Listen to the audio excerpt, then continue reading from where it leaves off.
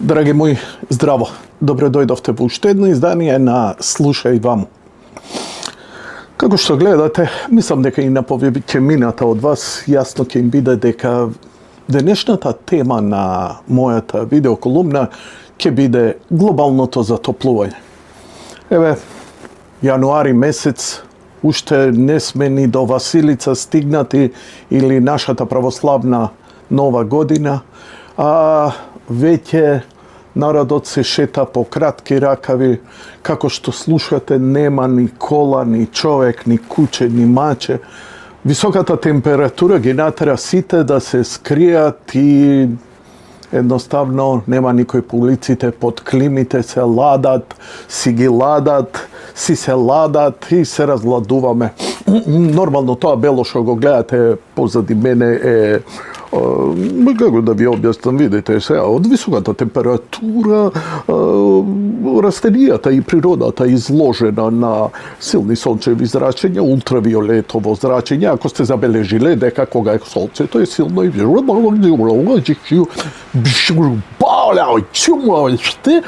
пепел бело све на околу. И тој, јас што се припотресувам сега овдека глумејќи нешто кој американска ТВ репортерка што известува on the face, on the place for the weather report, едноставно е затоа што толку е топло што просто организмот се тресе.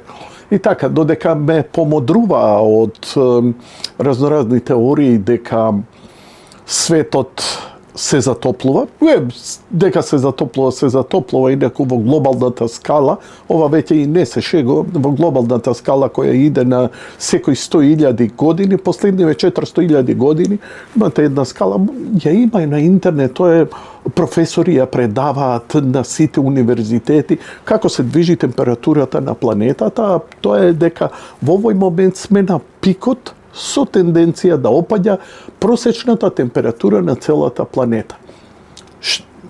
Се обидуваат да ни докажат дека ние сме луѓето виновни за таквата ситуација, дека ние придонесуваме за глобалното затоплување, кај што нели сега наместо природно да идеме и да влеземе веќе во мало ледено доба, ние се уште сме така. Летата се пожешки, а зимите се потопли. Па еве, како што гледаме, топли зими.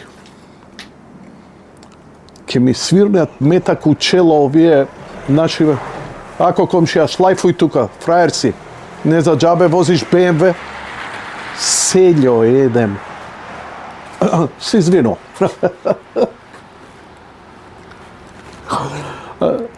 Скенирајте го ова.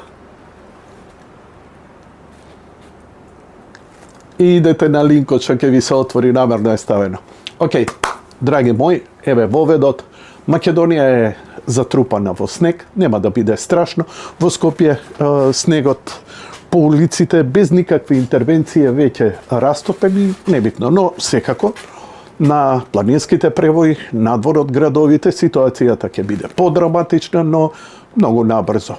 И да, ќе има сега наредниве денови, сега кога ќе се разведри, обично кога врне снег околу 0 степени, а кога ќе се разведри ќе падне и до -8. Добро или не, како и да е, тоа и брзо ќе заврши. Февруари, памтете ми го зборот, е најтоплиот месец кој ни следува и тој ќе биде можеби најтоплиот месец до јули.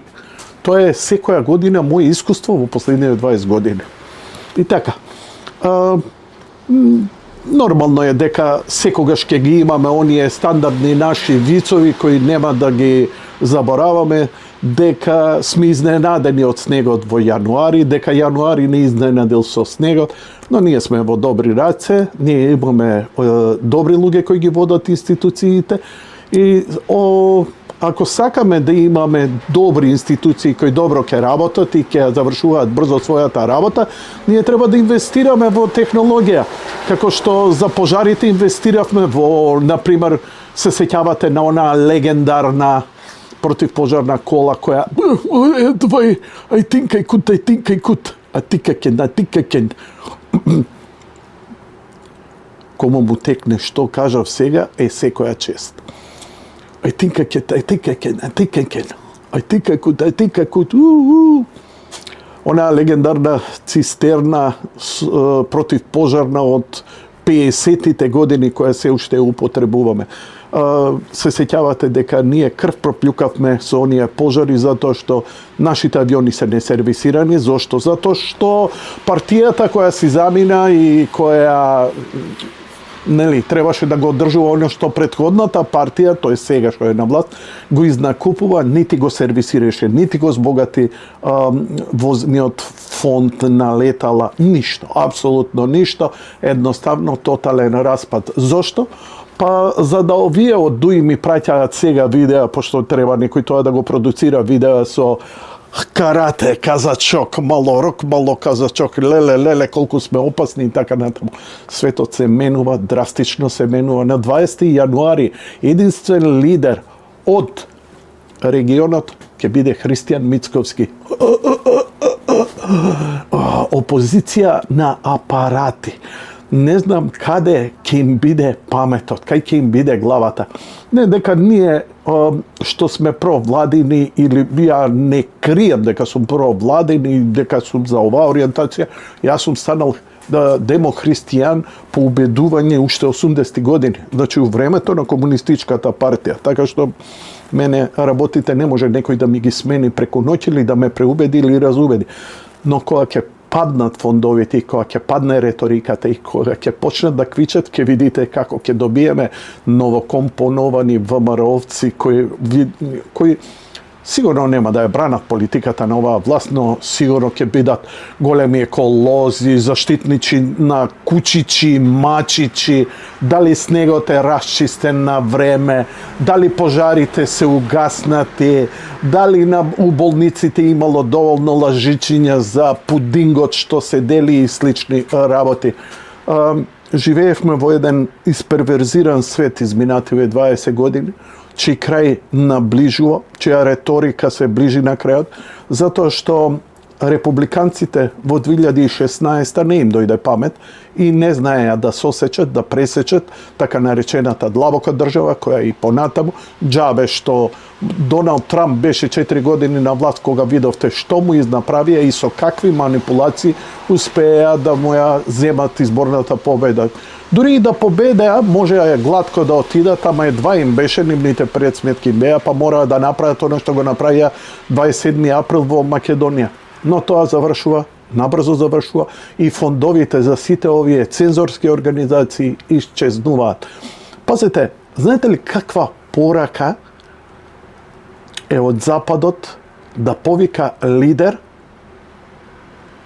од Балканот? Не е тоа Вучич, не е тоа Рама, не е тоа Петко Станко Бранко, Христијан, лидерот на ВМРО-ДПМН, лидерот на Македонија, премиерот на Македонија. Зошто него? Ја кажав и во прошлото, ефектот на пеперутката, мислам дека Христијан го правеше она што го направија републиканците, Доналд Трамп го правеше во Америка. Може би не на таков начин, но истрпе многу, лично, професионално, он и неговиот најблизок тим, истрпеа многу напади, калкулации, манипулации. И мислам дека им е јасно дека работите не можат да бидат добри само во Америка, а да останат непроменети во светот. Мислам дека тука одиграа голема улога и некои македонци кои станаа се повлијателни и кои се бореа против пропагандата на Сорос, кои станаа блиски соработници со Доналд Трамп и неговата администрација која сега доаѓа на власт. Има уште неколку македонци кои се доста блиски со клучните луѓе во Така бе, така, погласно.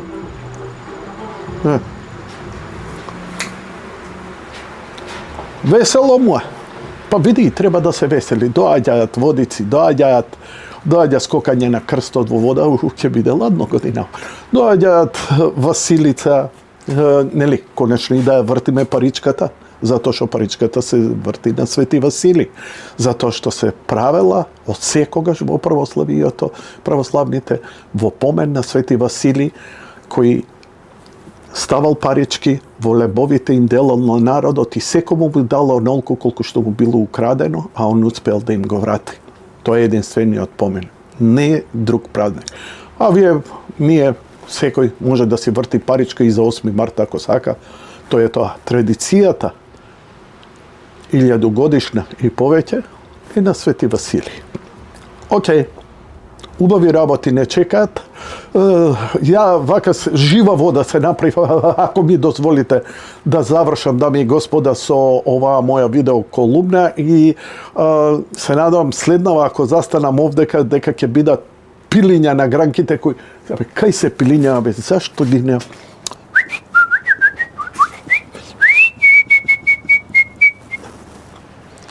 Единствената добра работа со снегот е што снегот знае да ги пригуши звуците и малце да го исчисти воздухот. Ама ние во градовите го псуеме. И со право. Зошто? Оти за многу кратко време ќе се растопи, раскашави и тоа станува кал, која со недели ќе трае. Не можеш да ја исчистиш, па со ласери да ја гаѓаш. Здравковчи! Добар! Со здравје, сестра ти. Да. Фала. Ќе поздравам брат ми. И он тебе те поздрави. Така. Фала што не следевте. Поздрав.